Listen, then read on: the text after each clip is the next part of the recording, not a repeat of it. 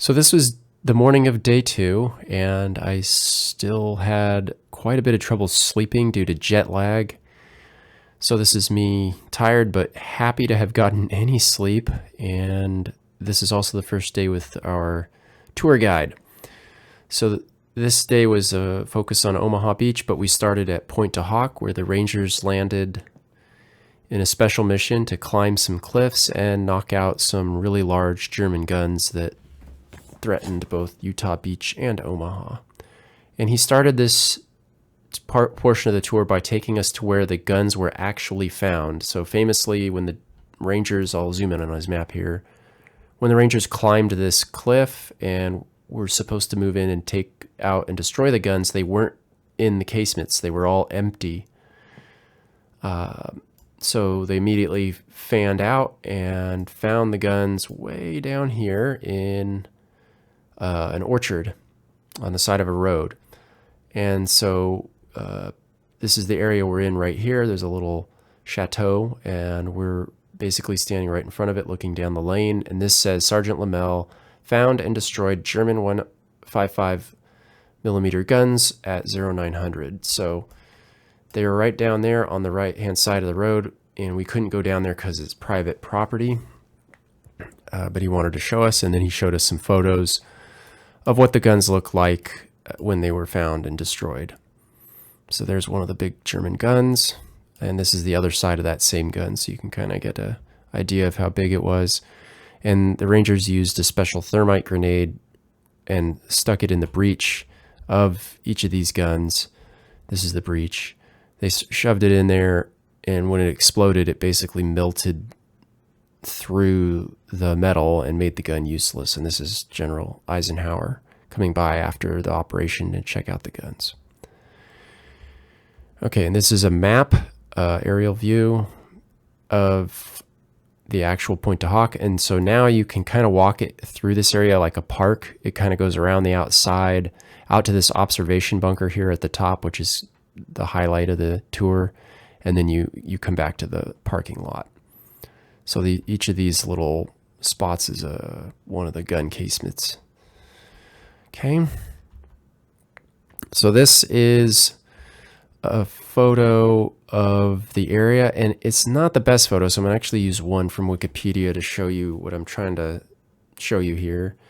And that is that this ground is like the surface of the moon. So here I'm going to borrow a Wikipedia photo and kind of start from left to right. This is the area that's Point to Hawk. And as you can see, the ground is super churned up from the naval and air bombardment that this place took. It took a lot of rounds from a lot of large caliber guns. You can see this big crater here, and all of this stuff is still here. Obviously, this is the walking path. I think they took this photo at a different time of year when there wasn't so much grass, so you can see how this place really looks. But this is where we are, and yeah. Here's another photo, and you can kind of get a better idea of this. You can see a big crater here. Again, the grass really kind of has overgrown it, so you can't see all the shell holes. And this is overlooking the cliff. This is a 100-foot cliff, and the Rangers scaled this using ropes and ladders. And this is kind of interesting to me because at Sapper School, we practiced on 90-foot cliffs, so not too far off from what this is. And, that's no joke. It's hard to go up and kind of scary to go up something that high with just ropes and ladders. And here's a black and white photo of that. So this is, I think this is like halfway up, so it's about 45 feet. They're actually standing on a large portion of the... When the ships bombed it, there was a kind of like a little landslide, and so there was one area that went about they got a head start by climbing a mound of dirt about halfway up, and then the Rangers had a little bit easier go of it in this little spot here. And so here's the promontory, where there's an observation bunker, and there's an interesting photograph here that our tour guide holds up, and you can see how much ground there was in front of this. And I'm just going to go back to the previous photo because a lot of this has eroded into the sea. And so it won't be long before this area is not allowed to be visited because it will be hazardous. And eventually this observation bunker will probably fall into the sea on a long enough timeline. This is some battle damage on the bunker where one of the Rangers fired a bazooka and blew out a piece of the lip here. Interestingly, I guess this thing had the equivalent of bulletproof glass, and they managed to put a hole in it and throw some grenades in there and kind of neutralize or stun that position for the time being. These little cuts on the ground are used to help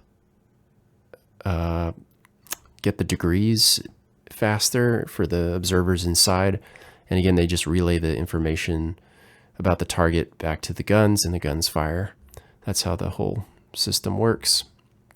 This is the backside of that bunker, and what you're looking at here is an entrance to the observation bunker, but there's a machine gun position here in a little concrete hole in the wall.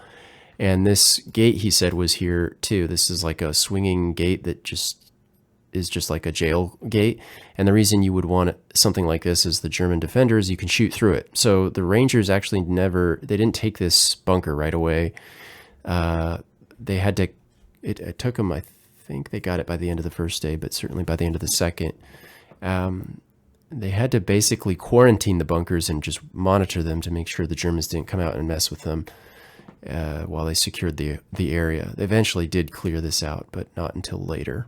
And they had to use their thermite grenades and kind of smoke/burn them out. And the ceiling is still burned in there from all of that. So this is me inside the bunker with the tour guide. Not much to say about that. And this is behind that observation bunker where all the artillery guns were supposed to be. This is what you would have seen as a Ranger. The bunker damaged by shell fire and no gun. It's really impressive to see these bunkers in such bad condition. They really got pasted on D-Day. This is our tour guide explaining that the Germans used what they called a socket mount to help reduce the amount of space these really large guns would have taken up inside those bunker positions. This is another photo of a bunker that was very badly damaged by the shell fire 80 years ago. And these are holes in the sides of the bunker from bullets. And that concluded our visit to Pointe du Hoc. The rest of the day was spent at Omaha Beach. On the way over to Omaha Beach, we stopped by this little chateau, which hasn't changed at all since it was adjacent to this large airfield that the Allies built shortly after landing on D-Day. So the buildings are here in the bottom left. And this was something that became so common on the tour that I ended up not taking as many pictures as I would have normally. So much of the history hasn't changed at all since World War II, and this was kind of my first introduction to it. Again, those are the same buildings down here. Okay. So I have an old map pulled up here, and this is Omaha Beach, west to east. Just behind the beach, which is in the middle of the map here, is this little town called Verville, and that's where this church is or was. The U.S. Navy blew the steeple out off the top so the Germans couldn't use it to bring down artillery, and it has been rebuilt since then, but that's that church. And then on the drive in, which was down this, what's called the draw, which the D1 draw here, you could see this funny looking structure, which was actually part of the Mulberry Harbor that was set up off of Omaha Beach. This was a improvised harbor so that the Allies could offload heavy equipment quickly and straight off the transport ships. And this is in this old photograph here. This is the same exact harbor piece from that Mulberry Harbor. See how it says 507? Well, as you can see, 507. And this is the Saving Private Ryan beach at the bottom of that draw. So this is where the film is based off of, this section of the beach here. This is where the Rangers landed along with the 29th Infantry.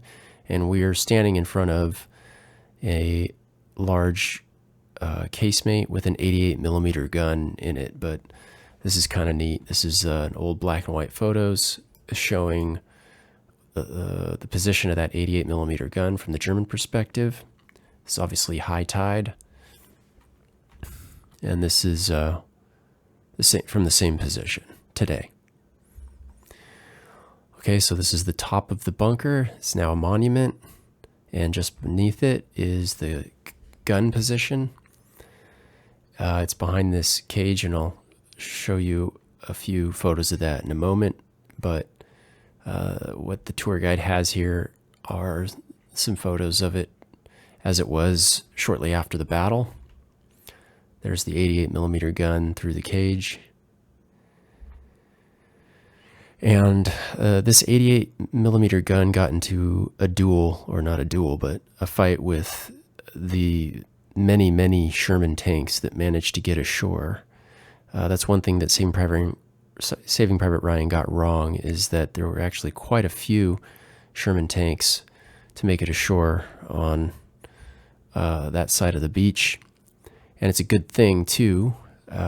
This 88 took out quite a number of them, like something like 6 to 8, before one of the Shermans fired I believe it was a high explosive shell that knocked a chunk of the pillbox onto the barrel and thus made the gun essentially useless for the duration of the battle. It pinned the barrel so it couldn't move, and our tour guide said that at the end of the battle they determined that the last target was the tank that had finally knocked that piece of concrete onto the 88. So fortunately, the American tank won that final shootout. This is old photographs of that bunker from the German perspective, right? If you were the Germans manning the gun, this is kind of how it looked from that perspective. And there it is, cleaned up a few days after D-Day. This is an aerial photograph showing the Sherman tanks fighting it out on D-Day. And apparently these little dark objects are either men pinned down or bodies. Yeah, it's kind of sad, but very interesting photograph. And this is, one, there's a German bunker up here, old photograph. And then to the west, there's this prominence, which the Germans had guns and machine guns on. So they were shooting down the length of the beach into the Rangers and into the side of the 29th Infantry. And this is sort of a blurry picture of it today. And as you can see, the same prominence is sticking out here. So this is actually from where we are in the car, but way back in the day, a few days after D-Day. And you can see these pebbles here that lined the entire length of the 5 miles that is Omaha Beach. And the problem with this was when German mortars would land here, they would blow rocks into the air and make rocky fragments that would increase the amount of shrapnel and increase the amount of lethality and power of the mortars that exploded. But yeah, this would, again, the Saving Private Ryan situation is well detailed here in these photos. Fire was coming in from the west, from their front, and from the 88 pillbox that I just showed there. This is a funny obstacle called the Belgian Gate, and there's a reason I'm showing you this photo now. This was actually later in the tour, but the Germans called it Element C. But it's essentially an obstacle that could be rolled. It was a mobile obstacle. It could be rolled and moved around. It could be used in the water. It could be used on land. And it's essentially a mobile gate used to just physically stop landing craft from landing, or at high tide, if the water was deep enough, it could act sort of as a hedgehog and rip out the bottom of Higgins boats that were floating over it. And as you can see in this photo, there's a bunch of Belgian gates here along the shore on either side on Omaha Beach. And this is kind of interesting. This is the one house on Omaha Beach that survived or was left standing by the Germans and not bombed by the Americans. And here it is today. And I kind of, while I was making this video, realized, do you see that there's a cut back here behind the house?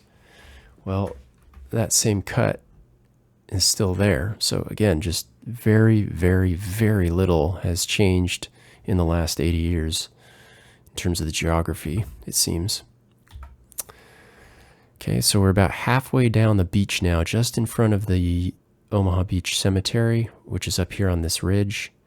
And this, you can see all the pebbles on the ground here. This is sort of a segment of the beach that still has those pebbles. So this would have been what the beach would have been like for the soldiers attacking out of their Higgins boats on Omaha Beach during D-Day. So they would run forward and take cover here, but they weren't safe because though they wouldn't get hit so easily by machine gun fire, mortars and artillery and shells from coming in from the sides could explode and